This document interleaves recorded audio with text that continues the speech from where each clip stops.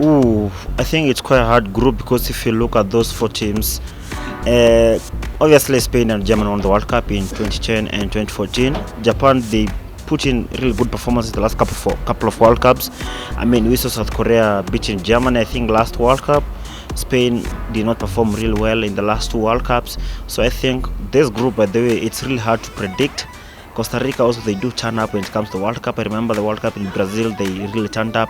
So for me, these teams, going by their performances in the last couple of, let's say, years, let's say in the Euros qualifiers, in the American qualifiers and the Asian qualifiers, I can say this group, it's actually open more than any other group.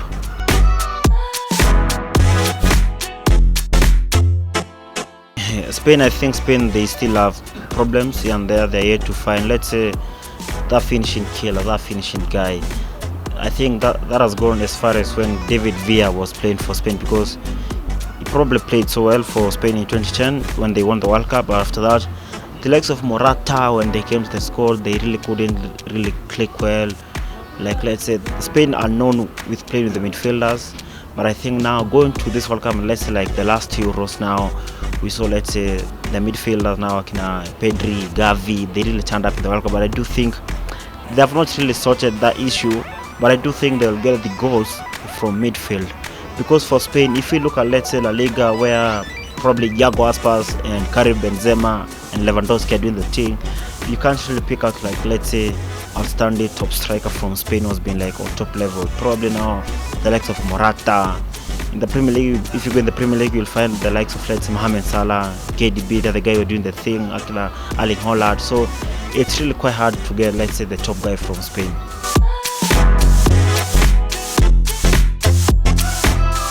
I think this time round they'll be able to go past the group stage. They have some really good midfielders, the likes of Ilkay Gundogan, Kai Havertz. I think I've seen Leroy Sané from Bayern Munich, all these young kids from Bayern Munich from the Bundesliga. I think they have the ability now and the facilities now to go to the knockout. I think also the defenders, they have turned up in the last couple of seasons. Tony Rudiger won the Champions League with Chelsea a few years ago.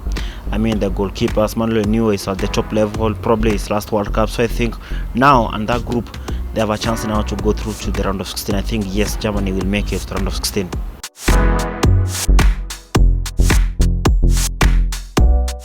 I think Japan can be able to pull something, probably when they play Spain or Costa Rica.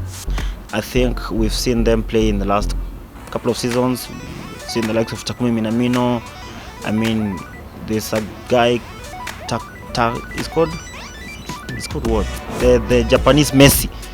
Coming to the World Cup, yes, and I think they have the ability. They have played well in the World Cup, apart from when they played probably Brazil in 2010. They lost like 4-1, but I think Japan can surprise people, especially in that group. One of those, Germany and Spain, I think they can be surprised by Japan because they play well. They qualify early enough from the Asian leagues, from the Asian qualifiers, and they have all the time to qualify. I think they were the first team to name their squad to Qatar, and that tells you that there are no problems with deciding who is going to Qatar or not. And now that shows that the team is ready, the mandate is ready, and I'm looking forward to watching Takumi Minamino.